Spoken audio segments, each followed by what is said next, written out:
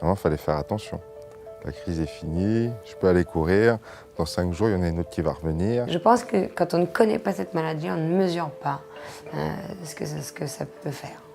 Ou en tout cas, la douleur que ça représente, et la souffrance, et le handicap. Parce que mine de rien, quand tu as un truc qui te pousse, tu poses pas le pied par terre, quoi. À chaque fois que je suis en vacances et je consulte, les médecins ne connaissent pas ce que c'est cette maladie. C'était des poils sous la peau, il fallait que j'arrête l'épilation. Voilà ce qu'on me disait. J'ai fait des recherches partout sur Internet et j'ai identifié Verneuil. Et j'ai été voir plusieurs médecins qui m'ont dit non. On m'a parlé de la maladie de Verneuil, il n'y a que 9 ans. Voilà. Après une double exérèse et une vulvectomie. Là, j'étais diagnostiqué, j'avais 14 ans. Maintenant, j'en ai 17. Et j'ai subi une trentaine d'opérations. C'est pas l'opération en tant que telle qui fait mal, c'est la suite. C'est les 8 semaines de soins, les mèches à vif. C'est une douleur incomparable. Quand tu mords l'oreiller, que t'en vomirais tellement ça fait mal. Non. Cette maladie, depuis que je l'ai, j'en parle presque à personne. Il n'y a qu'avec ma mère, on se parle, on se confie vraiment.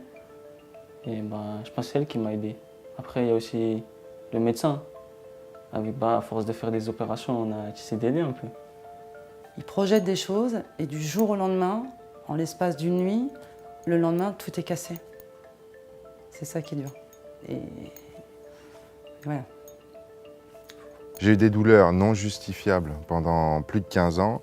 J'ai vu tout un tas de médecins. Puis après, vous avez la chance de rencontrer un médecin qui s'intéresse à Verneuil, au bout de 10 ans. J'aime pas dire que j'ai mal en fait. Même quand j'ai mal, je dis à ma mère que j'ai une poussée ou quoi. Ça fait que assez quand j'ai mal, après on va à l'hôpital. Et le docteur, il voit, après il dit on opère.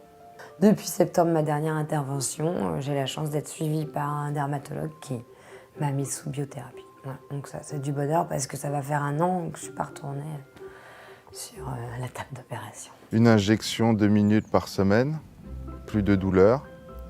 Donc, au lieu de gérer sa vie par rapport à sa douleur, aujourd'hui, on fait ce qu'on a envie de faire. Pour 2 seringues, c'est 941 € la boîte. Donc si on n'a pas de prise en charge, comment vous voulez qu'on se soigne? On n'arrête pas un médicament sous prétexte qui coûte cher, alors qu'il se soulage. Plus d'arrêt de travail, moins d'opérations, moins de soins infirmiers, une douleur qui n'est plus présente, donc faites un véritable calcul. Mon rêve, c'est que ça s'arrête, que j'ai plus de poussée, que j'ai plus rien. Que je puisse exercer ma passion à part entière. Il faut former les médecins, vraiment. Est-ce qu'ils s'intéressent à des maladies chroniques? Il faut que ça avance et puis qu'un jour ou l'autre, on arrive à trouver un traitement. Moi, c'est tout ce que je demande. Et qu'il soit tranquille. Mais pas que lui. Je pense qu'il y a d'autres enfants aussi. Et je pense qu'il y a des parents et des enfants qui ne savent même pas. Il faudrait peut-être faire reconnaître cette maladie comme handicapante et douloureuse et permettre aux gens qui n'ont été diagnostiqués que Verneuil de se soigner. La maladie de Verneuil, personne n'en parle. Et ça serait bien qu'on en parle.